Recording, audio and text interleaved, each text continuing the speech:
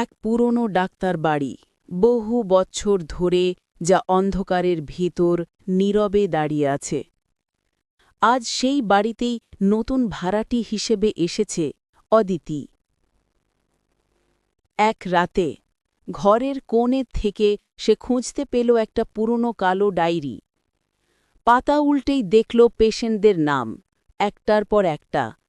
মনে হল প্রত্যেকটা নামের পিছনে লুকিয়ে আছে এক একটা অপূর্ণ গল্প। কিন্তু শেষ পাতাটা খুলতেই বুক কেঁপে উঠল। সেখানে লেখা, next patient Aditi Mukherjee, appointment today 11:45 PM। ঘড়িতে তখন 11:40। টিক টিক টিক শব্দটা যেন আরও জোরে শোনা যাচ্ছিল।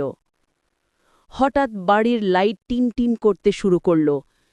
টেবিলের ওপরের মেডিকেল টুলগুলো নিজে নিজে নড়ে উঠল।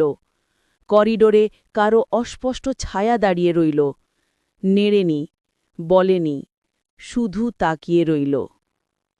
অদিতি দৌড়ে ফোন তুলেই স্ক্রিন নিজের থেকেই নিভে গেল। হৃদস্পন্দন বেড়ে গেল।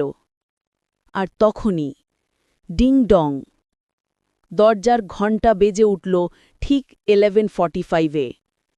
দরজার ওপাশে কে দাঁড়িয়ে আছে সেটা বোঝার আগে একটা অন্ধকারকে চিরে একটা ফিসফিসে শব্দ শোনা গেল, অ্যাপয়েন্টমেন্ট নেভার মিসেস।